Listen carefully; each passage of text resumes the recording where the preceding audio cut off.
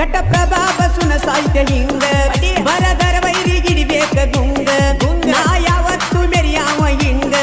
ಜನಪದ ಲೋಕಕ್ಕ ನಾನು ಕಿಂಗ ನೀ ಅದಿಯೋ ದೊಡ್ಡ ಮಂಗ ಮಾಡಬ್ಯಾಡೋ ನನ್ನ ಮುಂದ ಸೋಗ ಮೊದಲ ಸಾಹಿತ್ಯದಾಗ ತಡದ ಗಡಿ ಐತಿ ದೂರ ಸರಿ ತಿಂಡಿ ತಿಂಡಿ ಒಟ್ಟ ಬ್ಯಾಡ ಅನ್ನ ಬ್ಯಾಡ ಅಂದ್ರ